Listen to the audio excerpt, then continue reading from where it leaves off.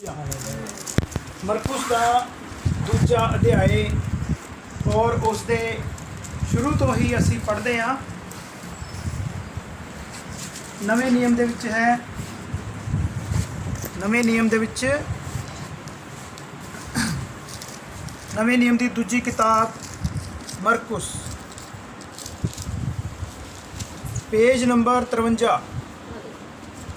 53 दे विच पढ़ो जी। कोई भी पंजाबी पढ़ दो, हिंदी पढ़ दो, कोई मर्जी पढ़ दो। किन्निया दिनां पिछों जां ओ कफरनहूम विच फिर आया तां ये सुनिया गया जो ओ घरे ही है। तां ऐने लोग इकट्ठे होए जो बूहे दे अगे भी थां ना रहा अते उसने उन्हां नूं वचन सुनाया। हालेलुया। हिंदी दे विच कुछ इस तरह लिखा, कई दिन के बाद वह फिर कफरनहूम में आया और सुना गया कि वह घर में है। फिर इतने लोग इकट्ठा हुए कि द्वार के पास भी जगह नहीं थी और वह उन्हें वचन सुना रहा था। इत्थे असीं देखते हैं कफरनहूम दे एरिए दे विच प्रभु यीशु मसीह आए और कफरनहूम दे लोकां ने प्रभु यीशु मसीह बारे सुनिया होया सी कि यीशु मसीह वड्डे वड्डे काम करदा, यीशु मसीह चमत्कार करता है, यीशु मसीह बीमारां नूं चंगे करदा, यीशु मसीह मुर्दियां नूं जिंदा करदा, अन्यां नूं अखां दिंदा। ये प्रभु यीशु मसीह बारे लोकां ने सुनिया होया सी और प्रभु यीशु मसीह कित्थे है ये किसी नूं पता नहीं सी हुंदा, क्योंकि उस समय ना मोबाइल हुंदे सी, ना आण जाण दे साधन सी। अज तो लोग बाबा आ गया, बाबा का ढेर ला दें, भीड़ की भीड़ इकट्ठी हो जाती है, ट्रालियां भर भर के मेले लग जाते हैं। उस समय इस तरह का कुछ नहीं सी, किहड़ा बंदा कित्थे है कुछ पता नहीं सी हुंदा। इत्थे प्रभु यीशु मसीह बारे उड़दी उड़दी गल कफरनहूम दे लोकां तक पहुंची कि यीशु मसीह अज साडे पिंड विच आया। यीशु मसीह और अज प्रभु यीशु मसीह भाई बिंदर दे घर आया तो इन्नी भीड़ इकट्ठी हो गई, उस जगह ते बहुत ज़्यादा भीड़ इकट्ठी हो गई और दरवाजे दे कोल भी जगह नहीं बची। इत्थे लिखिया कि लिखिया, सुना गया घर में है, इतने लोग इकट्ठा हुए कि द्वार के पास भी जगह नहीं थी। यीशु मसीह घर विच आया। पुराने समय दे विच घरां दे विच संगतियां हुंदियां सी। कुछ 300 साल बाद प्रभु यीशु मसीह दे जाण तो ते बड़िया बड़िया बिल्डिंगां बन गई, चर्चा बन गई, लोग उत्थे इकट्ठे होने लग गए। लेकिन उस समय प्रभु यीशु मसीह दे चेले घरां दे विच जाके संगतियां करदे सी, लोकां नूं जा समझाते सी यीशु मसीह प्रभु है, यीशु मसीह प्रभु है, यीशु मसीह आया है, मसीहा आया है। और इत्थे भी प्रभु यीशु मसीह जदों घर विच आए और इन्नी भीड़ उत्थे इकट्ठी हो गई, प्रभु यीशु मसीह की कर रहे हैं? वचन सुना रहे ने। इत्थे देखो खास गल लिखी है, वचन दी उत्ते महत्व दिता गया। उत्थे प्रभु यीशु मसीह गीत गा रहे सी, संगत गीत गा रही सी, ढोलकी बजा रहे सी, छैणे बजा रहे सी। इस तरह का कुछ नहीं है, इस तरह का कुछ नहीं है। गीत भी गाने, आप भजन भी गाने, ढोलकी भी बजानी है, ताड़ियां भी बजानी है, महिमा करनी है, स्तुति करनी है, उस्तुत करनी है। लेकिन सब तो ज़्यादा महत्व किस चीज़ का? वचन का महत्व है। असी संगत विच देखते हाँ, हरेक संगत विच असी देखीदा, जाते रहने आप। जो तक गीत भजन चलते रहते हैं, संगत बैठी रहती है, ताड़ियां बजाई जाती है। जो वचन शुरू हो गया तो बहुत सारे लोग उठ के तुरना फिरना शुरू कर देते हैं, इधर उधर चले जाते हैं। कुछ कोई भैणां रसोई चली जांदियां, नहीं इस तरह हुंदा है। वचन का महत्व ज़्यादा है। वचन ने ही सानू चंगा करना। परमेश्वर के मुख दे विचों निकलिया है वचन सानू शुद्ध करता, पवित्र करता। प्रभु यीशु मसीह ने गल यह आखी, मोहर लाई इस वचन के उत्ते कि वचन सानू शुद्ध करता। जे परमेश्वर का वचन असी सुनिया ही नहीं तो फिर एक डंगर ते साडे च कोई फर्क नहीं है। जिधर मर्जी डंगर दे रस्सा पाओ, जिधर मर्जी लै जाओ, जिन्ना चिर असली वचन की पहचान नहीं तो उन्ना चिर कोई फायदा नहीं। परमेश्वर बारे जानना ये सानू वचन तो ही पता लगता, वचन तो पता लगता। प्रभु यीशु मसीह इत्थे वचन सुना रहे हैं, वचन सुना रहे हैं। वचन दे नाल लोकी चंगे हुंदे ने। वचन जो अंदर जाता साडे अंदरों बदरूहां बाहर जांदियां ने। वचन जो साडे अंदर जाता बीमारियां बाहर चलियां जांदियां ने। ये वचन का महत्व ज़्यादा है। परमेश्वर अपने वचन को ज़्यादा महत्व दिंदा। वचन सुना रहा सी प्रभु यीशु मसीह, और इस दौरान एक घटना हुई। की घटना हुई? और लोग एक लकवे के रोगी को 4 मनुष्यों से उठवाकर उसके पास ले आए। इन्होंने की होया?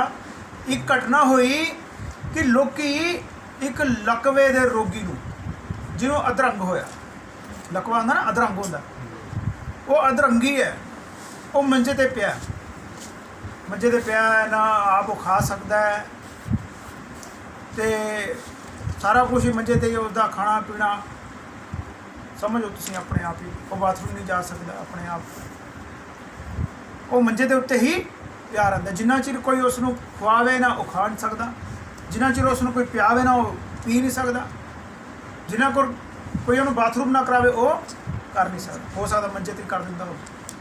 एक लाश है, लाश बस साह लै रहा, लाश ही है। तो इत्थे एक होर गल सिद्ध करती है कि कोई भी लाश है उसनूं 4 बंदे चुकते हैं, तो इत्थे भी 4 चुक रहे हैं। 4 मनुख चुक के उसनूं यीशु मसीह दे कोल लियाए। उन्हां दा विश्वास सी। अज साडा भी विश्वास हुंदा, असीं किसी भाई भैन नूं कहने आ संगत ते चल ठीक हो जाएगी, संगत ते चल तू भी ठीक हो जाएगा। साडा अपना विश्वास हुंदा, ओहदा पता नहीं हुंदा कि नहीं हुंदा, ये नहीं कह सकते। इत्थे जदों प्रभु यीशु मसीह दे कोल ले आए हो उस अधरंगी नूं, परंतु जब वे भीड़ के कारण उसके निकट ना पहुंच सके, उत्थे इन्नी ज़्यादा भीड़ सी कि प्रभु यीशु मसीह दे कोल पहुंचना उन्होंने औखा हो गया। दरवाजे दे कोल इन्नी भीड़ है, दरवाजे तक दुनिया बैठी है, वचन सुन रहे हैं लोग, और यीशु मसीह दे कोल पहुंचना बड़ा औखा। उन्हों की सोच सी यीशु मसीह दे कोल लैके जावांगे, यीशु मसीह तेल लाणगे इहदे उत्ते, पानी इहनूं पियाणगे प्रार्थना करके। साडी भी सोच कई बार इदां दी हो जाती है, संगत की सोच कई बार तेल लिआंदे ने प्रार्थना कर। चलो ठीक है, तेल भी काम करता, विश्वास जो असीं करते हैं प्रभु यीशु मसीह के उत्ते, तो तेल पानी भी काम करते हैं। लेकिन महत्व किसका? तेल का महत्व नहीं है, पानी का कोई महत्व नहीं है, प्रभु यीशु मसीह का महत्व है। जो असीं प्रभु यीशु मसीह के उत्ते विश्वास कर लैंदे, विश्वास करके जो असीं अपने घर पानी छिड़क देंदे या अपने तेल लगा लेंदे तो असीं चंगे हो जाते। तेल ने नहीं चंगा किया, यीशु मसीह ने चंगा किया, पानी ने नहीं कुछ किया, यीशु मसीह ने चंगा किया। जो असीं पानी छिड़कते यीशु तेरे लहू दी जय, असीं कहने भी भाई ये तेल लगाओ अपने शरीर ते नाल बोलो यीशु तेरे लहू दी जय। यीशु के लहू ने चंगा करना, पानी छिड़कना अपने घर च, यीशु तेरे लहू दी जय। यीशु का लहू काम करता, पानी कुछ नहीं करता, उत्थे साडा विश्वास काम करता। इत्थे जदों उन्होंने सोचा यीशु मसीह के कोल लैके जावांगे, प्रार्थना होगी, तेल लाणगे प्रभु यीशु मसीह, प्रार्थना करके पानी पिलाणगे तो ये चंगा हो जाऊगा। पर उत्थे तो पहुँचना ही बड़ा औखा, पहुँच नहीं सकते। तो इत्थे अगे लिखिया, परंतु जब वे भीड़ के कारण उसके निकट ना पहुँच सके तो उन्होंने उस छत को जिसके नीचे वह था खोल दिया, और जब वे उसे उधेड़ चुके तो उस खाट को जिस पर लकवे का रोगी पड़ा था लटका दिया। लो जी, संगति हो रही है घर च, सिर्फ संगति नहीं हो रही, ध्यान भी रखना भाई। संगत के लोग आएंगे, कोई किते चढ़ के बह जू, कोई किते बह जू, ये नहीं भी भाई साढ़े बेडां ते बह जाते हैं। संगत के लोग आके उन्हें तो नुकसान करता, ये वास्ते भी तैयार रहना, या फिर संगति ना करो, है ना। उत्थे एक नुकसान हो गया। की नुकसान होया?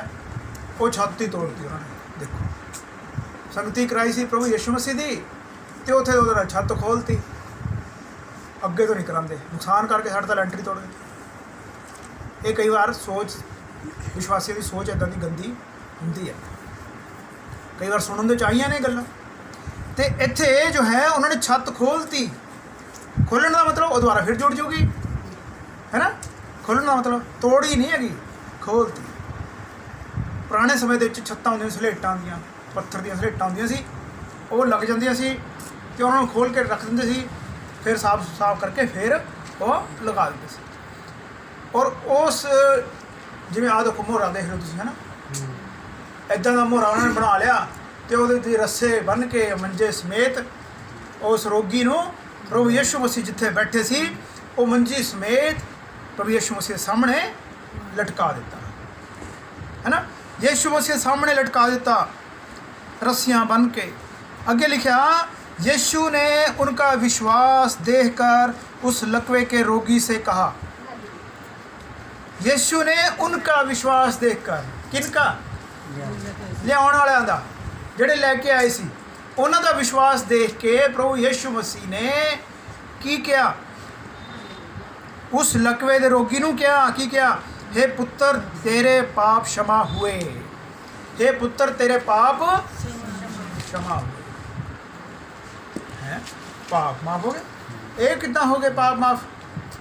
प्रभु जी ये तेल लाओ प्रार्थना करके, ਇਹਨੂੰ ਪਾਣੀ ਪਿਲਾਓ, ਪਾਣੀ ਦੀ ਬੋਤਲ ਅਸੀਂ ਲੈ ਕੇ ਆਏ ਆ, ਪਾਣੀ ਦਿਓ ਪ੍ਰਾਰਥਨਾ ਕਰਕੇ। ਪ੍ਰਭੂ ਯਿਸੂ ਮਸੀਹ ਨੇ ਇੱਦਾਂ ਦਾ ਕੁਝ ਵੀ ਨਹੀਂ ਕੀਤਾ। ਪ੍ਰਭੂ ਯਿਸੂ ਮਸੀਹ ਨੇ ਦੇਖਿਆ ਇਹ ਲਕਵੇ ਦਾ ਰੋਗੀ ਹੈ, ਇਹਦਾ ਕਾਰਨ ਕੀ ਹੈ? ਕੀ ਇਹ ਲਕਵੇ ਦਾ ਰੋਗੀ ਹੋ ਗਿਆ? ਪਾਪ। ਉਹਦਾ ਕਾਰਨ ਕੀ ਹੈ? ਪਾਪ। ਪਾਪ ਇਨਸਾਨ ਦੇ ਜੀਵਨ ਦੇ ਵਿੱਚ ਕਈ ਤਰ੍ਹਾਂ ਦੀਆਂ ਮੁਸੀਬਤਾਂ ਪੈਦਾ ਕਰਦਾ। ਪਾਪ ਕਈ ਤਰ੍ਹਾਂ ਦੀਆਂ ਬਿਮਾਰੀਆਂ ਪੈਦਾ ਕਰਦਾ। ਪਾਪ ਕਈ ਤਰ੍ਹਾਂ ਦਾ ਨੁਕਸਾਨ ਲੈ ਕੇ ਆਉਂਦਾ। ਪ੍ਰਭੂ ਯਿਸੂ ਮਸੀਹ ਨੇ ਜੜ ਨੂੰ ਦੇਖਿਆ ਕਿ ਜੜ ਨੂੰ ਪੁੱਟਣ ਦੀ ਲੋੜ ਹੈ, ਜੜ ਨੂੰ ਪੁੱਟ ਕੇ ਸੁੱਟ ਦਈਏ ਤੇ ਆਪੇ ਕਹਾਣੀ ਖਤਮ ਹੋ ਜਾਣੀ। ਪ੍ਰਭੂ ਯਿਸੂ ਮਸੀਹ ਨੇ ਉਸ ਜੜ ਦੇ ਉੱਤੇ ਹਥੌੜਾ ਮਾਰਿਆ, ਜੜ ਦੇ ਉੱਤੇ ਕੁਹਾੜਾ ਮਾਰਿਆ, ਜੜ ਦੇ ਉੱਤੇ ਕਈ ਮਾਰੀ, ਕੁਝ ਵੀ ਆਪਾਂ ਕਹਿ ਲਈਏ, ਹੈ ਨਾ। ਤੇ ਜੜ ਦੇ ਉੱਤੇ ਜਦੋਂ ਵਾਰ ਕੀਤਾ, ਹਮਲਾ ਕੀਤਾ ਪ੍ਰਭੂ ਯਿਸੂ ਮਸੀਹ ਨੇ, ਤੇ ਰੋਗੀ ਆਪੇ ਹੀ ਚੰਗਾ ਹੋਊਗਾ। ਹਾਲੇਲੂਇਆ।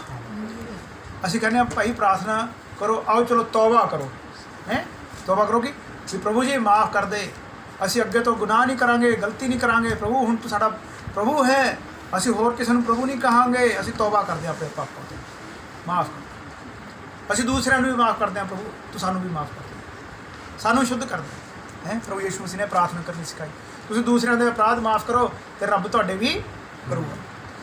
ਇੱਥੇ ਇੱਕ ਹੋਰ ਘਟਨਾ ਹੋਈ, ਸੰਗਤ ਦੇ ਵਿੱਚ ਹਰ ਤਰ੍ਹਾਂ ਦੇ ਲੋਕ ਹੁੰਦੇ ਨੇ। ਇੱਥੇ ਵੀ ਕੁਝ ਧਰਮ ਦੇ ਠੇਕੇਦਾਰ ਬੈਠੇ ਨੇ, धर्म के ठेकेदार बैठे ने, शास्त्री फरीसी। तब कई शास्त्री जो वहाँ बैठे थे अपने अपने मन में विचार करने लगे, अपने मन से सोचने लगे धर्म के ठेकेदार कि सानू तो बड़ा ज्ञान है, असीं तां कदे पढ़िया नहीं, साढ़े दा प्यो बाप दादे दी किताबां च इहो जिहा कुछ लिखिया नहीं होया कि कोई मनुख पाप माफ़ कर सकता किसी दे, ये तो हो नहीं सकता। ये मनुष्य क्यों ऐसा कहता है? ये मनुख कौन है? ये यीशु मसीह कौन है? ये यीशु मसीह अंग्रेज़ों का गुरु है, साढ़े तो गुरु बहुत ने, साढ़े तो होर भगवान बहुत ने, साढ़े वास्ते वो भगवान ने।